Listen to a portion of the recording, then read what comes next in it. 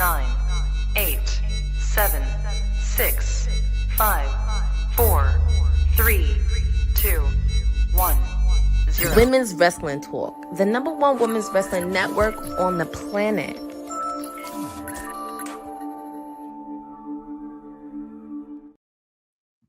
Happy Monday, y'all. Welcome to Women's Wrestling Talk, the #1 women's wrestling show on the planet. My name is TK Trinidad. We're covering all things wrestling news for WWT Live, and I am not alone. The PR princess herself is in the building, Miss Courtney Rice. Hey, it's Monday. Trying to recover from a interesting weekend, but I'm happy to be here on a Monday. Lots of stuff to cover. Especially was it like a sad weekend? You seem like you've had a situation this weekend. I did. So you're trying to recover.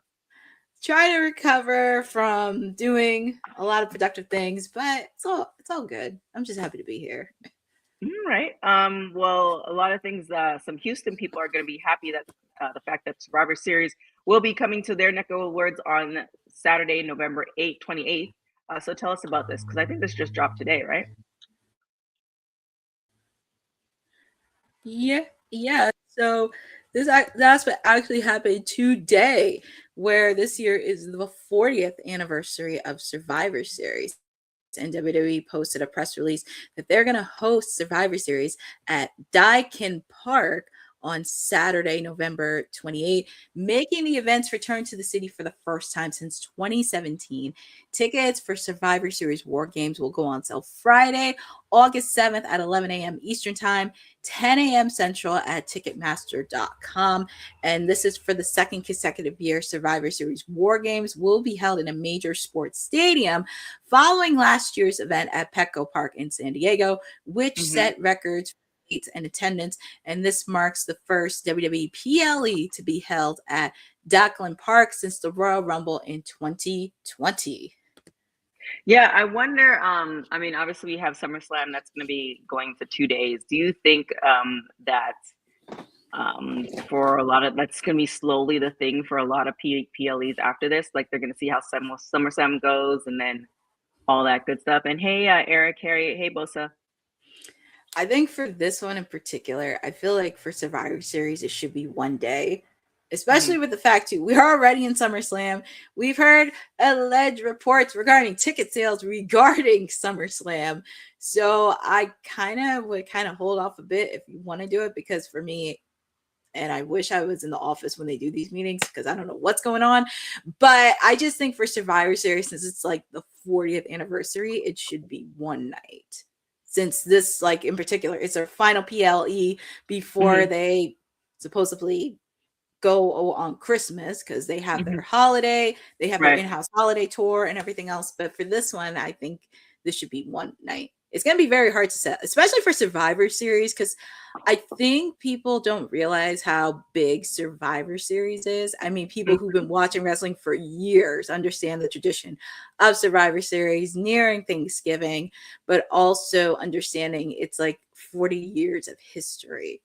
Yeah, it's we'll see. I both said, also guys, if you do want to watch Survivor Series, go and get yourself a NordVPN. You can watch that. Just use the code WWT to get 77% off. Also, our super chats are open. But Bosa said an interesting thing. It feels like a lot of their big four should be 1 day. It's hard to sell tickets for 2 nights. I agree. However, I wonder, when they go more overseas, will those 2-night events, work? Because then I feel like a lot of them are 2 nights. Then now they're looking at pushing WrestleMania, which is kind of 3 nights anyway. You have NXT, actually it's 4 nights.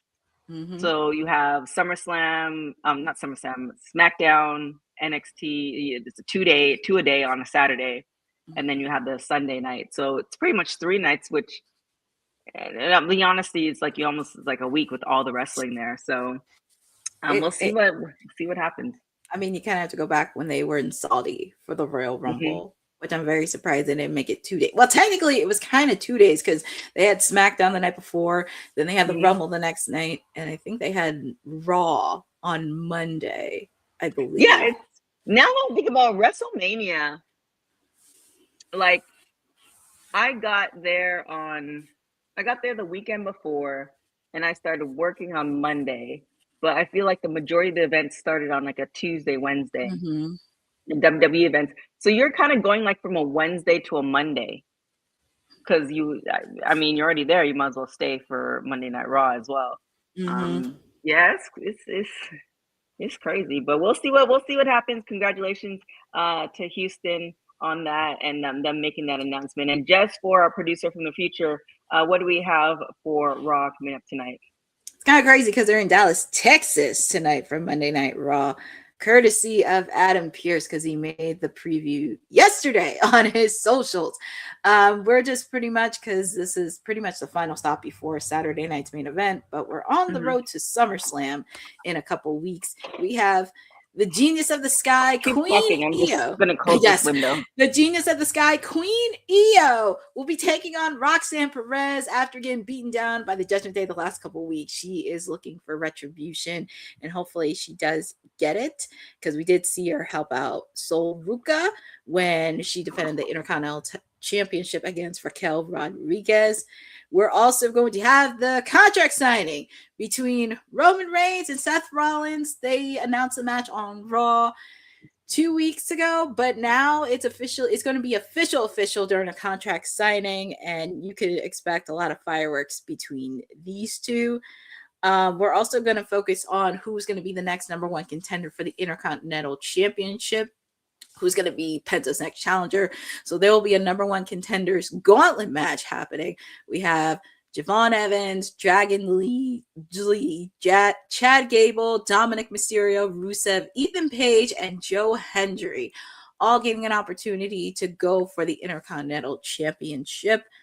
And we also are going to have Brock Lesnar make his appearance after the anticipated Hell in a Cell match between him and Uncle Femi. Very curious on what Brock is going to say, but all this and more is happening at the top of the hour tonight, 8 p.m. Eastern time on Netflix. And is there a match, segment, or anything in particular get you excited for Monday Night Raw? I mean, I'm interested to see what Brock is gonna do. I mean, I feel like everybody should feel like this if you watch somebody their evolution through NXT, but even prior to that and seeing where they are. I like Roxanne. Seeing where Roxanne is now is crazy, in a good way. So I mean, anything Roxanne does, I'm a fan of. And then yeah, like, pretty much the whole card seems it's great. And when you look at it, you're like, this is 3 hours. You know. But yeah, definitely Roxanne. I'm definitely interested to see, how I think we're all predicting it's gonna be Brock and Oba for SummerSlam, but I'm interested to see how this is gonna play out as far as storyline wise. Yeah, I'm very curious outside of like the ladies with Roxanne. I'm very excited for the Intercontinental Championship Gauntlet match because I feel like almost anybody could challenge Penta. I know a couple weeks ago Will said Chad because he's in Minneapolis because it's something right there, and just figuring out what they could do with Chad after his stock at AAA. Just keep that flame going. So I'm very curious in that. Also, the contract signing going to be very interesting between Roman and Seth. Not sure what else is going to happen because I'm pretty sure it's going to be the both of them. But of course, there are going to be a lot of shenanigans outside of everything else because I feel like there's just so many between the Usos, Jacob, Solo, LA Knight, so much happening outside. And I don't even know what to expect, but very curious on that. And also, yeah, ladies, the Intercontinental Championship, pretty much this is the final Monday before Saturday night's main event this weekend. That's crazy. Oh yeah, we have to do a show for that. We'll make it happen. The date, like we're already like in the middle of July. It's so insane. First world problems. I'm like, I haven't really even partied yet this summer. It's very unfortunate. All right, so we have some breaking news with Roman Reigns. He extended an invitation to somebody and it'll be live at Peacock for actually this Saturday. So talk to us a little bit about that. So, I mean, if you follow New York sports with the Knicks, Jalen Brunson, one of the superstars from the New York Knicks who won the NBA championship, he accepted Roman Reigns' invitation to Saturday Night Main Event at Madison Square Garden this Saturday. Apparently this is going to be very interesting. I don't know what the purpose of this, but very curious. I mean, obviously, of course, as I mentioned, the New York Knicks are the reigning NBA world champions. So crazy. It's going to be crazy, but it's going to be very interesting how this is going to flow. Obviously, continuing the celebration. We already know Danhausen is going to be facing off against JD McDonough, and the Knicks gave Danhausen a jersey. So I wouldn't be shocked if Jalen and Danhausen cross paths backstage, but very curious on what Roman has up his sleeves.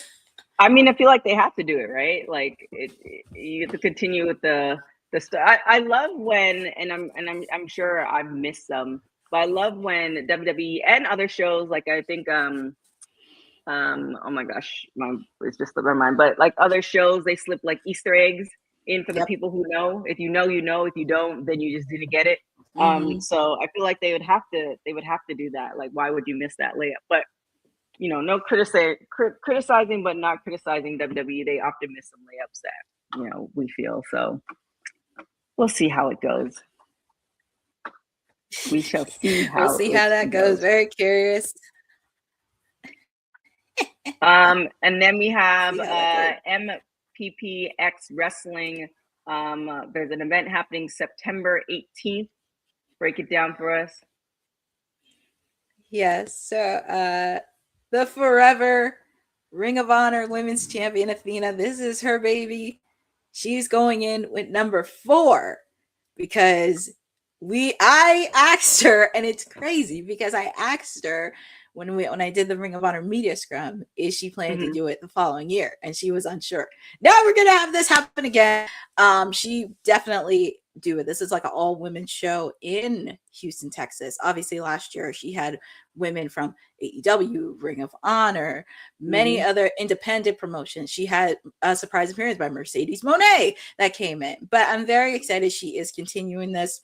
Tickets will be available soon. She did put a little bit of a teaser out there, but hopefully we should get more details. And very, very excited Athena is continuing this and super happy that it's still running, and very curious on what other promotions will be a part of this. I know, and there's so many, like it feels like every year there's a new like roster of women. I wish they would do maybe we should do this. You know how they had in the magazines back in the day, they had like the class of whatever. I know they have one for Black wrestlers and they have one for wrestlers, but I feel like, and I guess the PWI 250, but something a little bit more. Maybe I have to work on that for the website, like the class of 2026. Because when you do the PWI, it's like taking people who've already done the work. But now, like looking at new people on the scene, I think we should do that. And there's literally so many out there I didn't even heard of, and I was just like, what? Yep. So maybe we should. I'm gonna put that in. I'm gonna put that in the group chat right now, so I don't forget. But class of 2026. I am interested to see. I really wish that like we can go to like all the women's events, but definitely congratulations to Athena.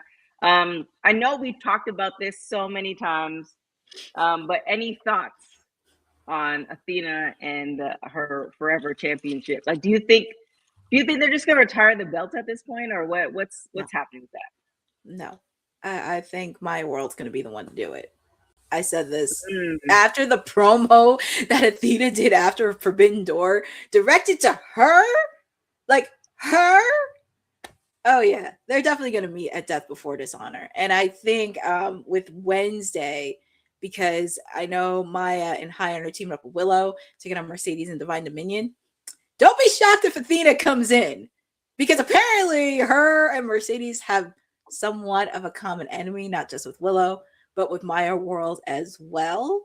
So that it really probably will add a lot of fuel to the fire. So that's going to be very interesting to see. And also with the fact too, this is teacher versus student. I mean, I know everybody says, well, and with Billy Starks and everything, that should have been, but this one is actually a little bit different because Athena trained Maya World. And there's a lot more deeper to the story when many people don't realize. And with the fact too, with Athena's words, it did seem a little harsh, but Maya World's ready for firepower. And I think this could really build up. And also with the fact too, I just want to see Athena on the roster. I just want to see her on Dynamite. I know she's carried Ring of Honor so much on her back. She's done everything that she can. I mean, we know this. People in the chat know how much work she's put in, but.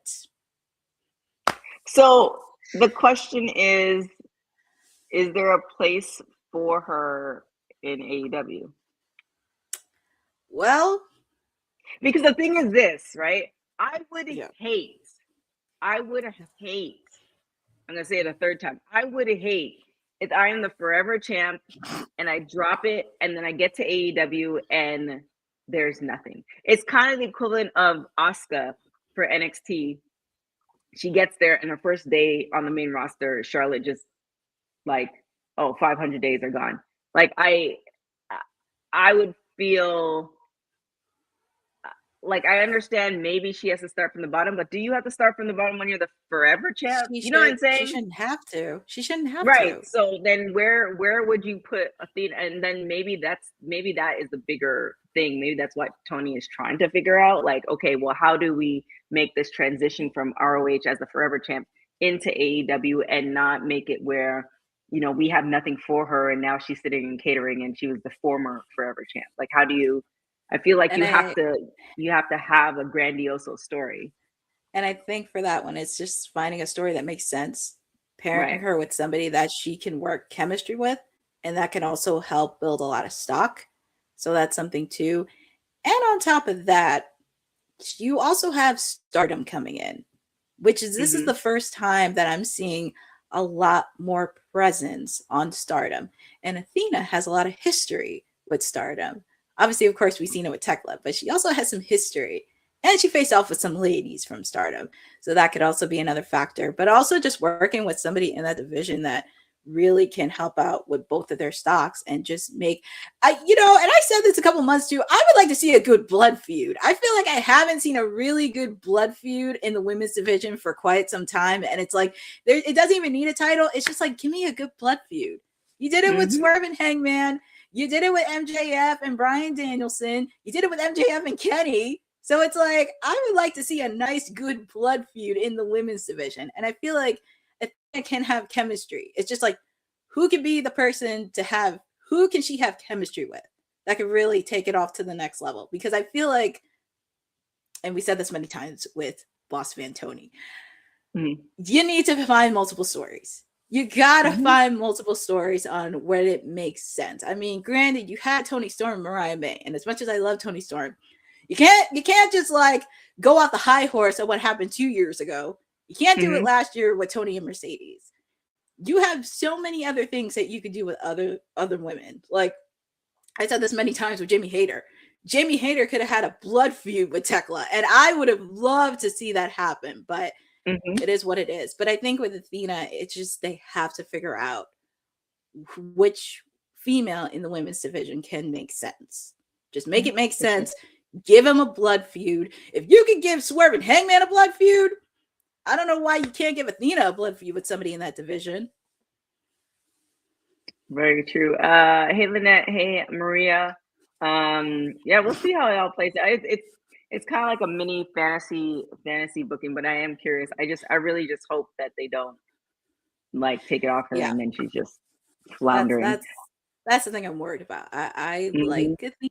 I don't want her to flounder, especially with the thing that she did for Ring of Honor. Yeah. Well, speaking of that part, speaking of AEW. Oh wait, what did Jeffrey say? He said we can never get what we want. I've been waiting for Orange and Juice Robinson to be a team. Orange Cassidy. I know. Oh, that part. Speaking of AEW, so AEW, let's talk about Full Gear. It's going to be headed to Phoenix, November 14th. So tell us about that. Oh my goodness. So today they announced it courtesy of the Arizona Republic. One of AEW's biggest pay-per-views is going to Phoenix, Arizona. AEW posted this on their socials today. They're coming to Phoenix. They're heading to the Mortgage Matchup Center on Saturday, November 14th, which is really interesting because the last few years they came to the East Coast in New Jersey. So I guess we were a little bit spoiled and they want to branch out, which I get it, to Phoenix, but I'm very happy. This is one of their signature pay-per-views in Full Gear. So I'm very excited that they're keeping that tradition alive since they've been there from the very beginning. I'm happy they're branching out to other states. I know when they did Arizona, it was Double or Nothing last year. And I'm very happy they're branching out to different territories that they may be familiar with, but not too familiar with, which is actually a good thing. And I also like it that they have a local media outlet breaking the news. No disrespect to any of the dirt sheets, but I'm happy it's a local media outlet that's breaking the news first. It makes me very excited. And also, yeah, this is like one of their signature pay-per-views close to Thanksgiving, because at that time they'll get ready for the Continental Classic. Yeah, I love the fact. I feel like, haven't they been to Arizona before for a pay-per-view? Yeah, last year for Double or Nothing. Yeah. Well, congratulations to them. I guess Ed's gonna definitely want to go to that, but we'll see if he's still gonna be in the streets for that. But we have more AEW news with Redemption happening in Montreal, Quebec. Actually, just around the corner. Oh my gosh! Yes, July. I mean, almost around the corner. Almost around the corner. They're ready for Redemption. So, if you're familiar with the Rouge, and I hope I said this right, Rougeau Wrestling Dynasty. This was announced on their socials that during AEW Redemption buy-in, which is a pre-show, they're celebrating 80 years of the Rougeau Wrestling Dynasty, celebrating one of the most prolific wrestling families in the history of Montreal. And it's going to be live during AEW Redemption buy-in on Sunday, July 26th. I'm very excited for this one in particular. Obviously, of course, if you're familiar with tag team wrestling, you're familiar with the Rougeau brothers, who've been well known, one of the most prolific tag teams in, well, obviously from WWF, but also they did have a interesting feud with the British Bulldogs, which has been a little bit memorable. Mm-hmm. But I think I remember them talking about that on yes. Is it A&E biography or the Dark Side of the Ring? I think it's A&E, but if you watch the Dynamite Kids Dark Side of the Ring story, they talk about this. Yeah, I think that's what it is. It's Dynamite Kid. Yes. So I'm very happy that they're celebrating the wrestling dynasty. Very popular in Montreal, which is actually very, very cool. 80 years. And this is one of the things I do like about AEW, which is kind of crazy because everybody's trying to fight for the Rougeau brothers to get in the WWE Hall of Fame, but AEW does this. And I think it's really nice that they're doing it in Montreal, which is really, really great. And I love that the last time WWE's been to Montreal? Ooh, that's a good question. That is a good question.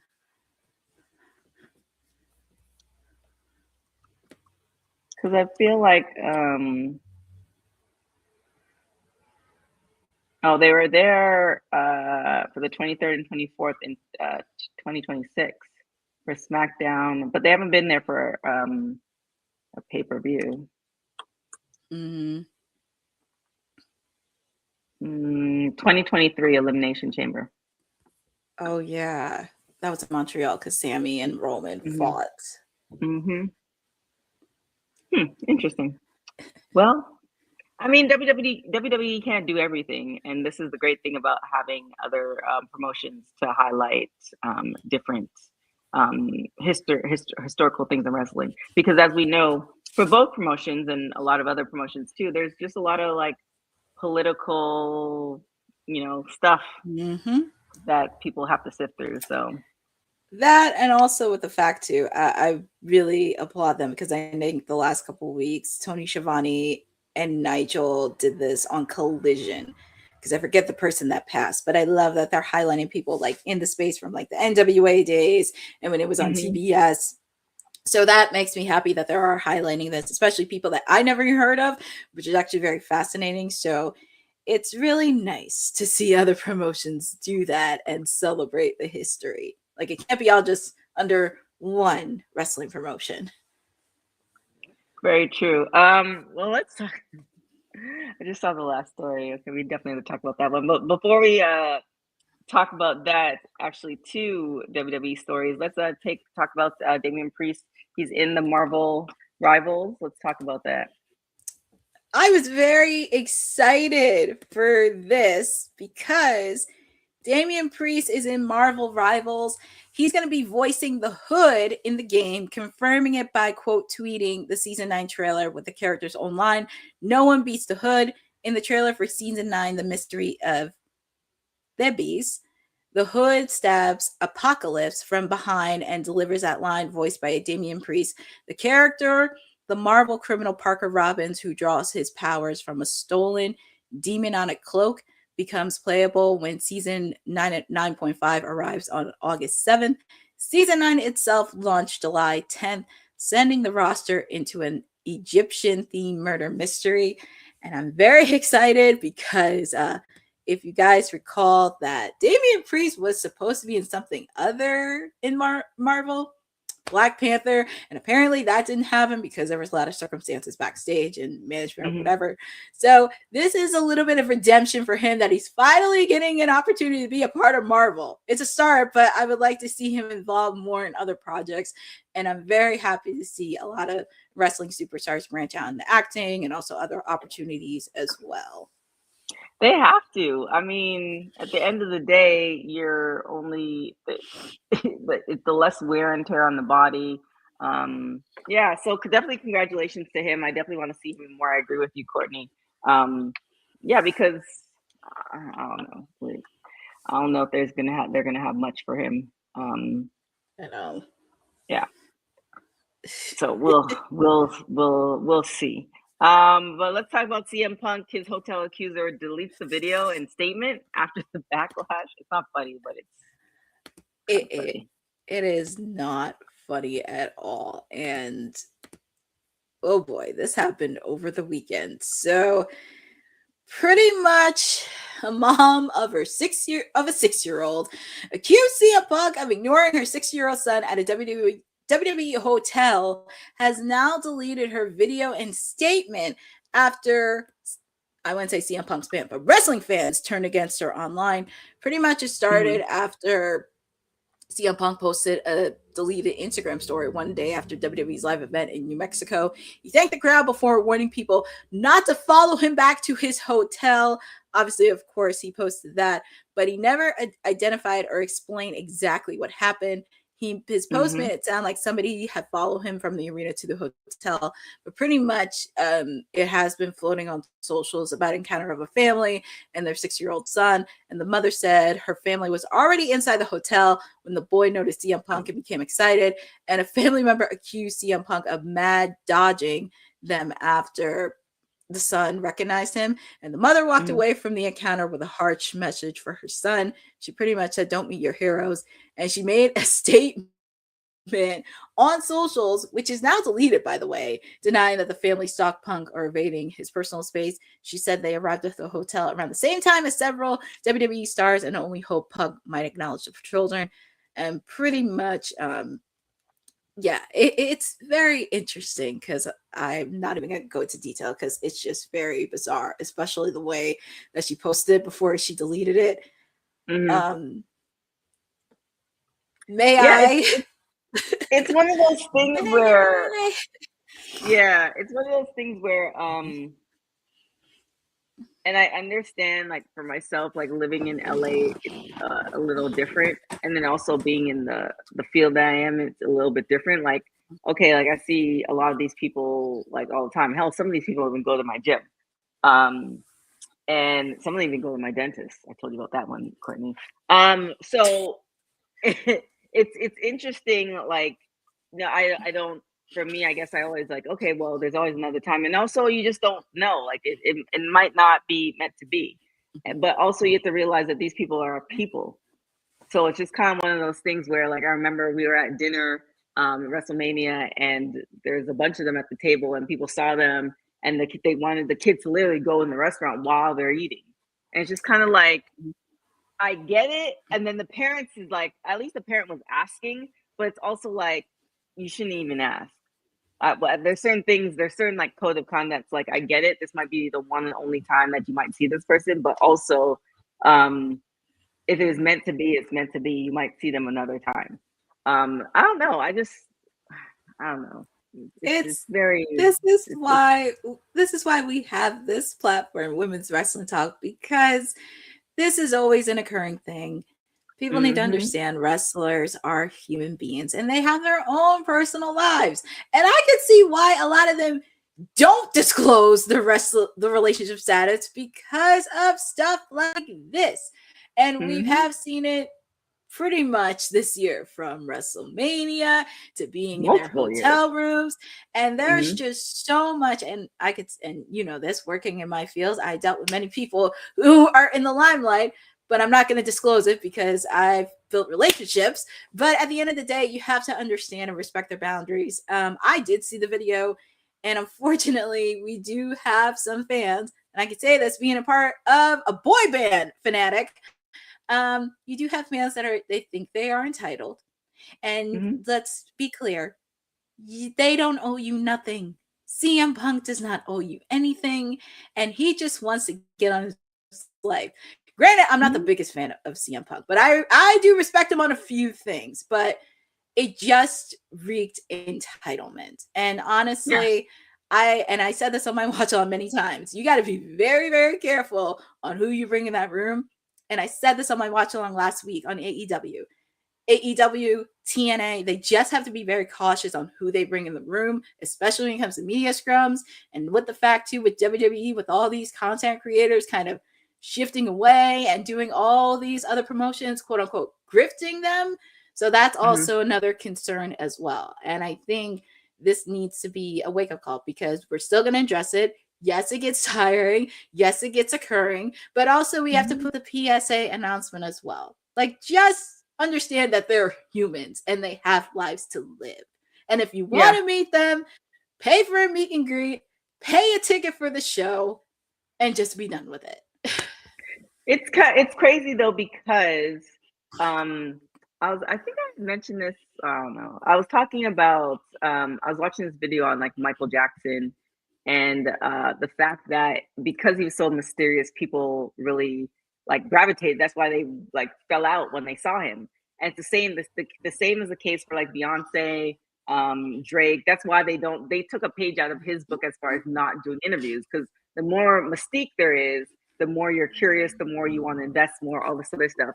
But I think almost with wrestling, it's the reverse. It's like you're like, okay, I have this life, but I also have social media. I'm going to allow you guys into my life through social media. But because you allow the people into their lives, they feel like they own part of you. It's like very odd, like radios like that, TVs like that. For I forgot what interview I was watching, but the guy was saying, with TV, week after week, you're allowing people, this person into your house, so you feel like you know them.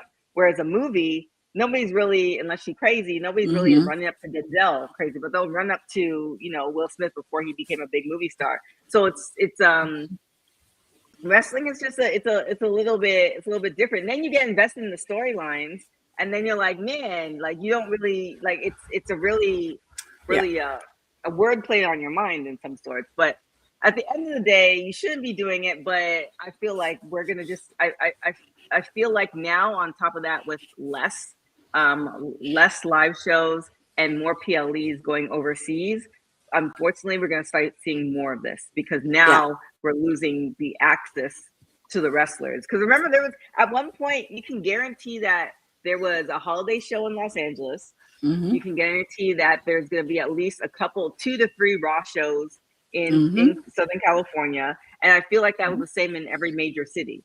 And now, I think you might have 1 or 2 shows in Los Angeles, maybe, if that. And the tickets are like $500. So I feel like it's going to get worse.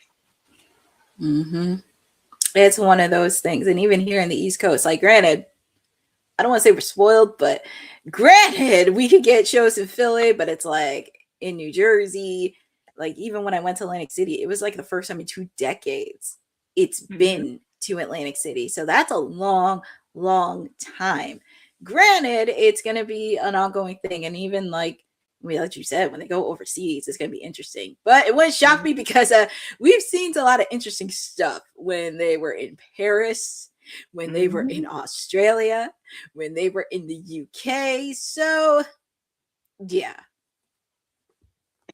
Well, we'll see. When speaking of overseas, well, we don't know how WWE is going to get overseas because WWE is putting its private jet up for sale. I wonder if they're going to get a new jet. But tell us about this story.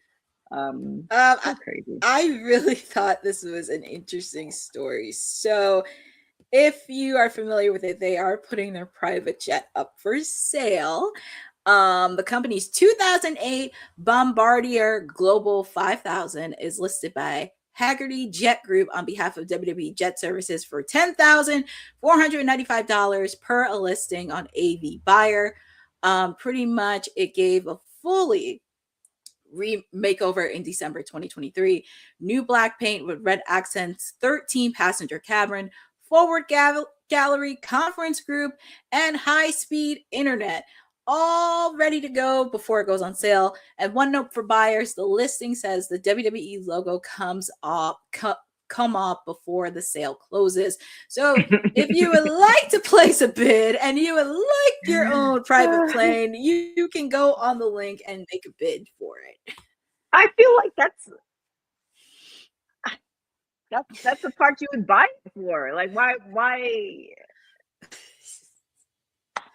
I don't know. I guess.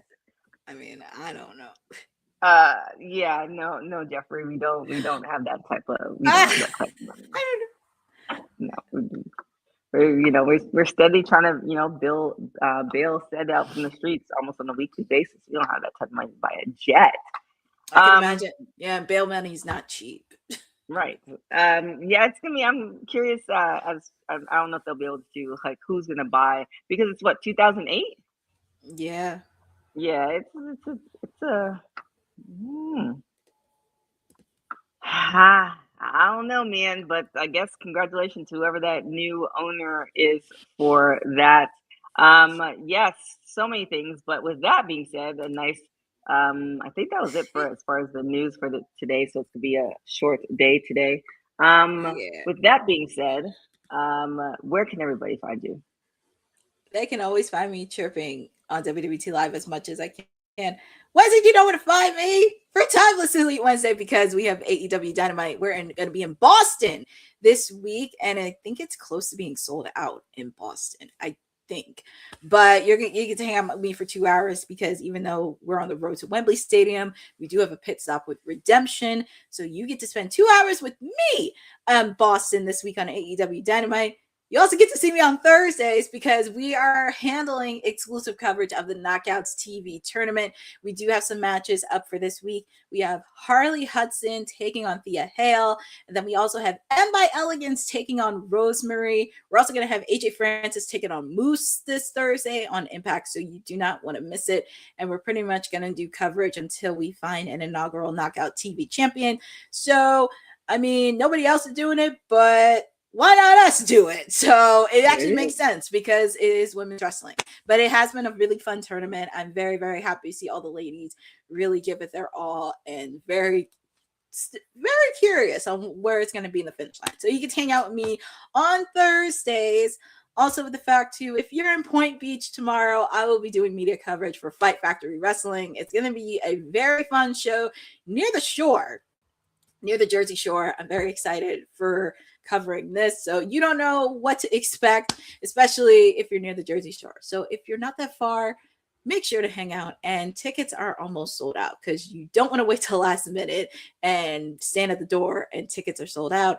Also with the fact to make sure to follow me on socials on @CourtneyNJ11 because I do have some content happening on social, posting it for the couple of days. But yeah, I'm just juking and jiving away and just putting the work in. There it is. Definitely for sure. Well, you guys can catch me everywhere at TK Canada. Make sure you catch all our articles at www.talkpod.com. As well, check out our social media at WW Talk Pod. And with that being said, thank you guys so much. We're gonna work on getting some PLEs for you guys this weekend. Is something else, Courtney? No. Oh, okay. We're gonna work on That's just my finger. That's my finger. We're gonna working on getting some PLEs for you guys this weekend, as well as me and Christina's back this weekend as well. And I mean, talking about the weekend, it's Mondays, which is insane. But with that being said, thank you guys so much for watching Women's Wrestling Talk, the #1 women's wrestling show on the planet. Ciao for now. Thanks for joining WWT. Don't forget to like us on all social media platforms at WW Talk Pod. Like and subscribe on all video and audio platforms, like yesterday, my G. And check out our website at www.talkpod.com. Thanks for watching Women's Wrestling Talk, the #1 women's wrestling network on the planet.